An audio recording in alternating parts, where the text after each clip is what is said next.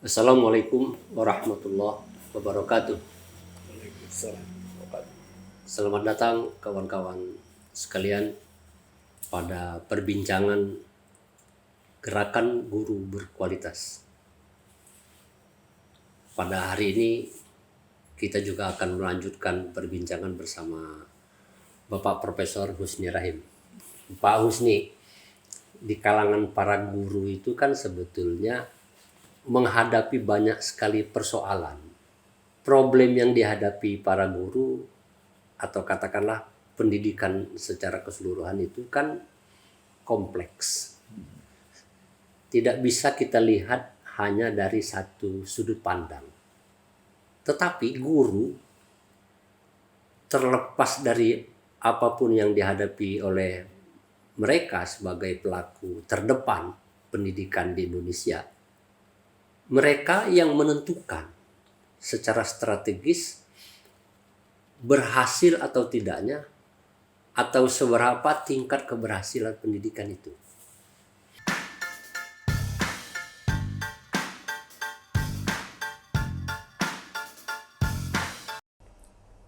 Dari perbincangan yang lalu, barangkali kita sudah mendapatkan Pak Husni, Gerutas itu concern terhadap pemecahan masalah-masalah pendidikan dengan menjadikan guru sebagai fokusnya.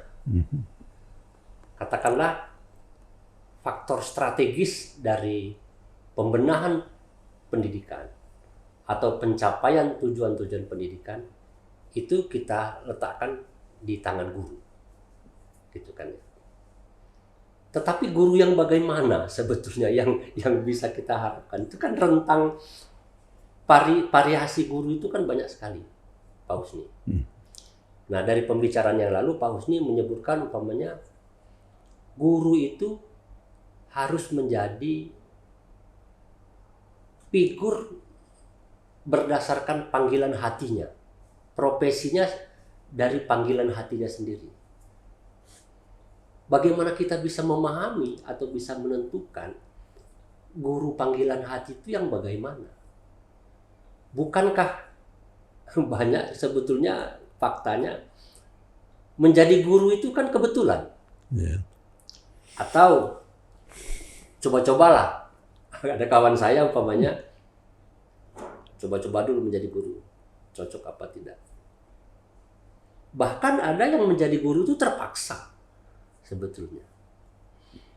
Nah, guru panggilan hati yang Gerutas maksudkan, khususnya yang disampaikan gagasannya oleh Pak Husni itu yang bagaimana sebetulnya, Pak?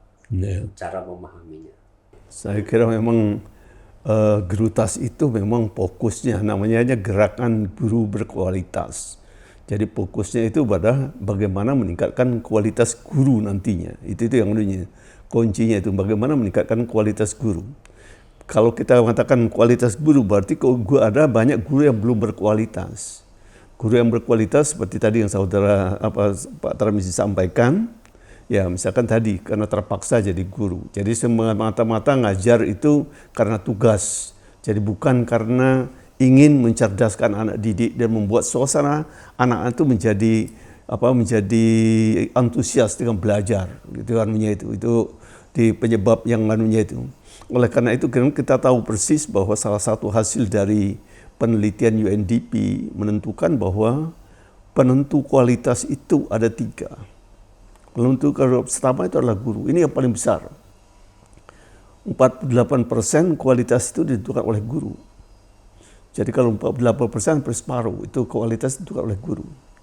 Baru yang kedua, kualitas ditentukan oleh manajemen. Manajemen itu adalah mengatur, menggerakkan gimana kepala sekolah dengan aparatnya membuat sekolah itu hidup dan sebagainya. Manajemen punya peran itu 30%.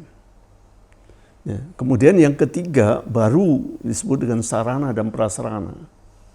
Sarana dan prasarana itu punya peran hanya 22%. Jadi kalau lihat dari situ kita memang kenapa kita fokus pada guru? Karena kuncinya untuk kalau mau memperbaiki itu ada guru dulu. Kalau gurunya sudah bagus itu udah 48%. Tinggal kita menambah tadi manajemennya bagus. Ya, baru kalau bisa ada sarana lebih bagus lagi gitu. Nah itu karena itu maka kita fokus pada guru.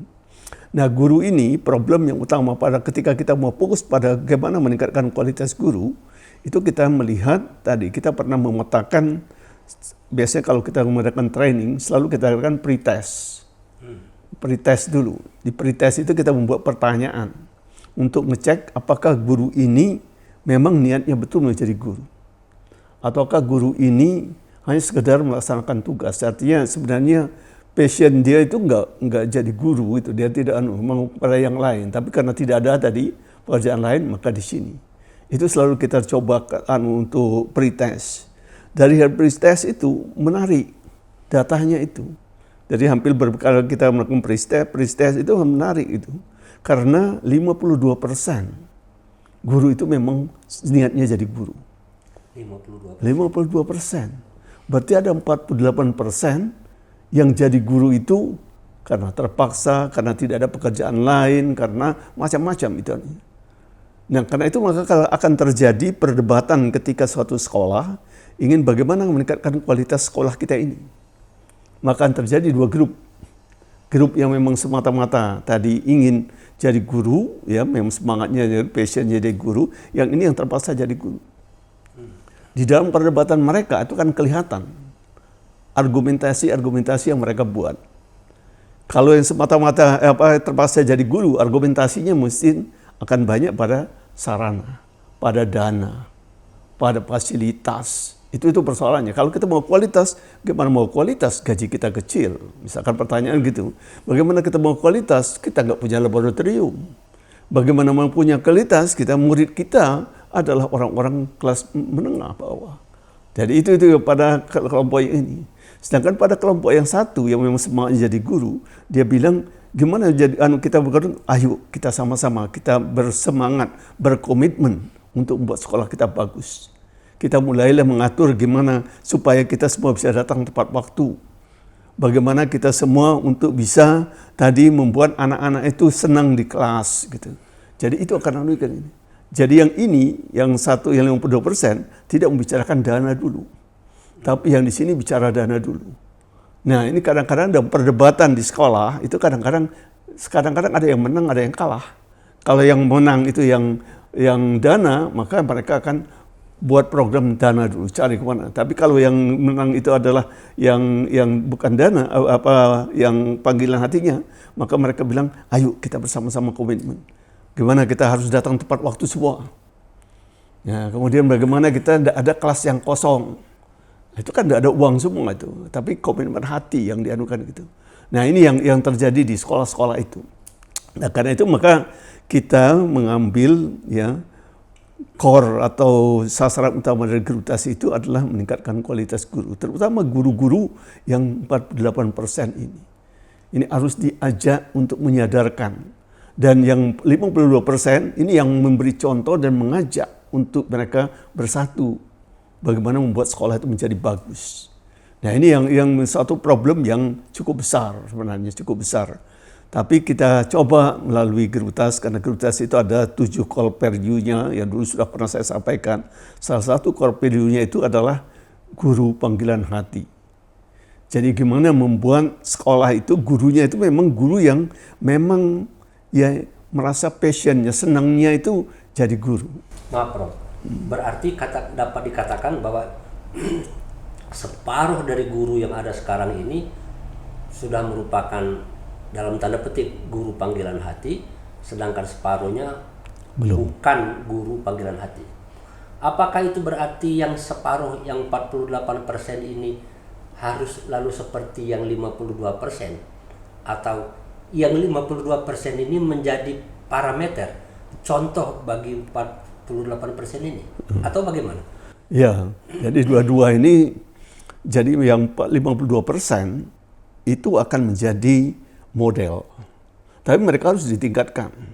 Kemampuan mereka nanti akan ditingkatkan. Tapi bisa menjadi model karena semangatnya itu untuk meningkatkan kualitas tinggi. Semangatnya untuk membuat anak cerdas tinggi. Itu yang kekuatan di sini. Sedangkan yang di sini kita mau ngajak dia untuk merubah semangat juga. Bagaimana? Ya, bahwa kamu juga bisa menganggap bahwa Ya, anak-anak bisa ini. Maka biasanya kita bicara di dalam ada salah satu bagian itu bagaimana kita mengenali diri kita sebagai guru. Jadi yang pertama itu kita sebut nantinya di dalam guru panggilan hati itu adalah kenali diri sebagai guru. Nah, kenali diri sebagai guru ini kita akan mengajak mereka untuk melihat kamu jadi guru sekarang ini apakah karena terpaksa atau karena kalau mereka bilang ya tidak ada lain karena inilah salah satu yang yang menerima saya. Maka kita akan mendekatkan pendekatan agama, takdir. Jadi ketika kamu sudah tidak ada lagi alternatif, sudah berusaha kemana-mana dan dapatnya ini, maka sekarang itu adalah takdirmu. Jadi setelah kenali diri tadi, berarti saya takdirnya sekarang itu jadi guru. Nah kalau dia sudah menyadari bahwa sekarang ini takdir saya jadi guru, maka kita ajak mereka bicara. Bagaimana menghadapi satu takdir? Apakah takdir itu harus kita omelin, kita keluhkan, kita perbincangkan, atau kita, ya alhamdulillah masih ada pekerjaan yang dapat saya dapat. Kita syukuri. Nah kalau kita syukuri, namanya orang selalu syukur, itu selalu merasa alhamdulillah masih dapat jadi guru. Nah itu udah modal awal. Alhamdulillah menjadi guru, berarti dia merasa bahwa sekarang inilah pekerjaan yang dapat saya lakukan, yang harusnya saya lakukan. Nah, maka yang kedua itu adalah syukur. Syukur itu adalah tadi, ya saya alhamdulillah dapat jadi guru, saya akan mengerjakan ini dengan baik. Nah, mungkin di sini kita masuk tadi. Masuk guru panggilan hati itu adalah ketika kita sadarkan tentang takdir, kita ajak mereka bahwa kalau kamu mau penghasilan kamu menjadi lebih bagus, sekolah kita harus bagus. Kalau kita biasa-biasa saja mungkin kita tidak. Nah, mungkin itu akan memudahkan mereka untuk menerima bahwa sekarang saya sudah jadi guru, ya saya tidak akan ngeluh, tapi saya akan bagaimana membuat sekolah kita bagus sehingga penghasilan kita juga naik. Itu yang dianukan gitu, kita dorong itu adalah di situ. Jadi kalau dia sudah memang passion, ya sudah seperti itu. Karena kita tahu, ya panggilan hati itu adalah kekuatan semangat tinggi dari seorang untuk mengerjakan sesuatu yang dia senangi. Kalau tadi dia belum senang jadi guru, tadi kita ajak dia mulai memahami itu. Ketika dia harus menyenangi. Karena kalau dia sudah senang, maka dia akan mengajar menjadi lebih bagus. Di dalam kenyataan di sekolah, itu sebagian guru yang kita sebut sebagai 48% tadi merasa bahwa yang benar itu yang seperti dia itu. Ya. Jadi mengajar itu harus mendapatkan dukungan sarana dan prasarana. Mengajar itu harus ditopang oleh atmosfer yang baik seperti itu. Nah, guru yang kita katakan 52% tadi itu bagi mereka itu malah keliru. Kenapa? Karena dia lebih mengikuti apa kata hati dia. Jadi kalau gitu gimana itu, Prof? Iya, jadi kan begini. Jadi kalau kita lihat ukuran pendidikan itu akan bagus kalau kualitas gurunya bagus, sarana bagus, ya, fasilitas penunjang bagus. Itu ya betul. Tetapi kan tidak semua sekolah dapat mendapatkan langsung seperti itu. Ini yang tidak semua sekolah langsung. Kebanyakan sekolah kita pada kondisi yang biasa.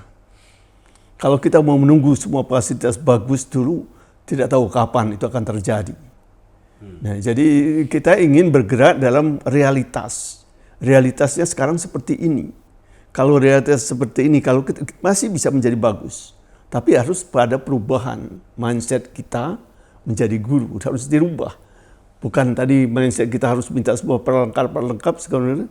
Mindset kita kondisi seadanya ini gimana membuat mereka berkualitas. Banyak contoh sekolah-sekolah dan zaman dulu yang fasilitasnya sangat minim tapi bisa menghasilkan anak-anak yang bagus. Banyak contoh yang dianukan gitu. Nah, kita ajaklah mereka mengadukan gitu. Jadi kalau sekiranya nanti sekolah sudah bagus, otomatis itu fasilitas akan datang, ya, menjadi lebih banyak. Dan juga income juga akan menjadi lebih bagus. Tapi bukan kita masuk langsung sudah bagus. Karena kalau saya ketemu dengan mahasiswa saya ketika saya mereka mau tamat, saya bilang begini. kamu jangan cari sekolah yang bagus.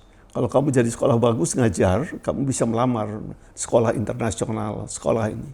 Tapi di sana kamu akan menjadi guru pelaksana.